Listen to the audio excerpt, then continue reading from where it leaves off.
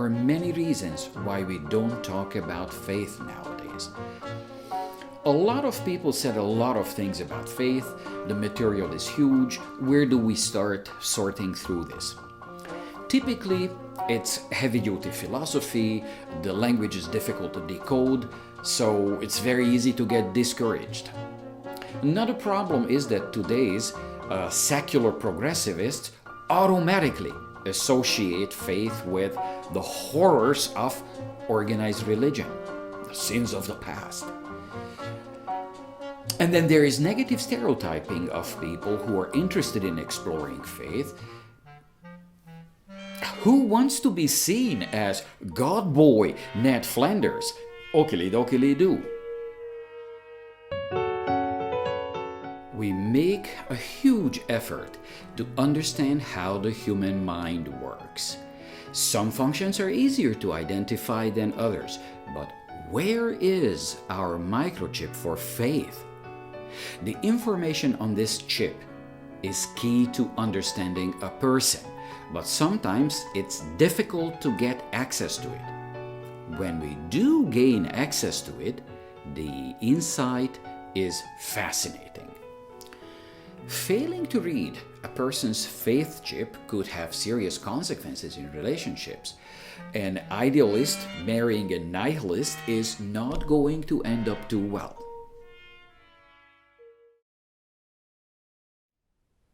There's a huge variety of how individuals experience faith. I've seen a lot. For example, my grandpa believed that God was behind unsolved mysteries. My grandma lost her first husband in the Great War. He disappeared without a trace. But grandma got married again, and then she lived with survivor's guilt.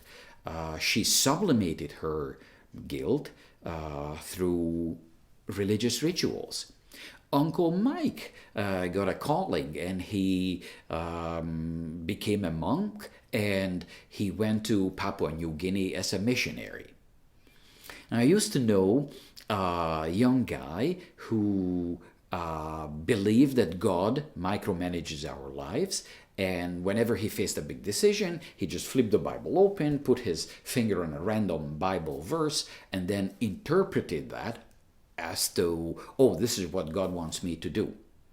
And my former high school classmates formed an exclusive religious club.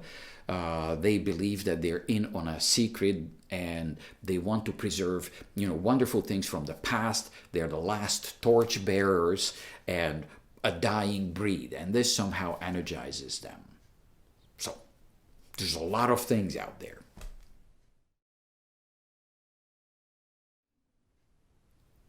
What about my own family? My mom was raised to be an obedient child. She believed that if she faithfully completes prescribed religious practices, she's going to heaven. It was very straightforward for her. But she couldn't loosen up, and it was hard to have a discussion with her. My father, he believed in the existence of God, but rejected the manipulations of the Jesus narrative. He was a sharp observer, and hypocrisy irked him. He loved to make fun of the show-off churchgoers and Pharisees. His favorite was a colorfully dressed old prostitute who sang church hymns loudly and off-key. Whereas my mom was concerned about fulfilling her obligations, my father offered solid values. His actions spoke louder than words.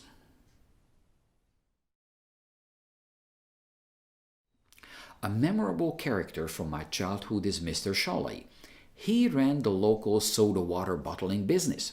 Every day, early in the morning, he limped to the Piarista church, where he attended the 6 o'clock Mass. He lived through the hell of Stalingrad. He prayed to the Virgin Mary to save him and pledged to her that for the rest of his life he would start his days with attending the dawn mass. He came back from Siberia alive, and he kept his promise.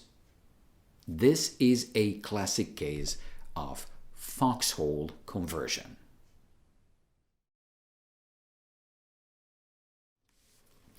Joe Simpson is the mountain climber who was cut off the rope and abandoned to his fate.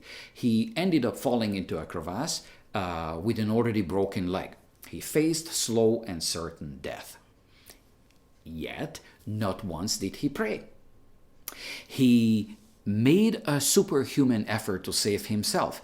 In multiple interviews, he revealed that he does not think that God saved him. In fact, he thinks that if he had believed in God, he would have abandoned the fight for his life. His atheism fueled his rage and energized him to fight on.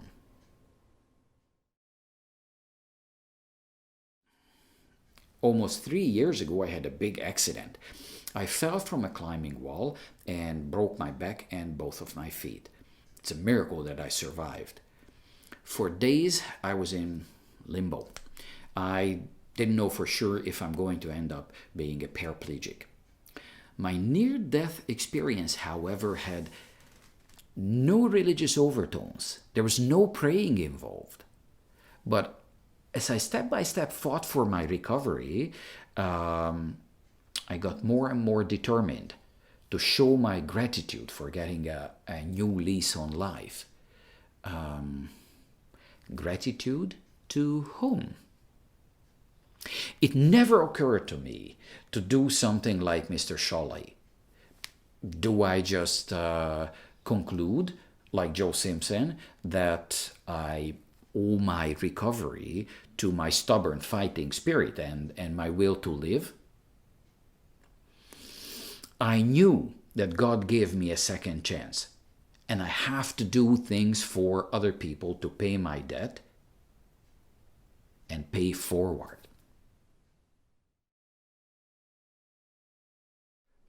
I believe I ought to be a good guy. Well, at least as good as my father.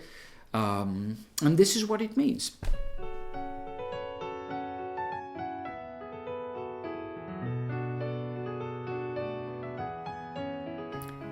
How am I doing? Do I have a positive balance in the ledger of my deeds? Well, I have my conscience to guide me, but I'm not the keeper of this ledger. God is.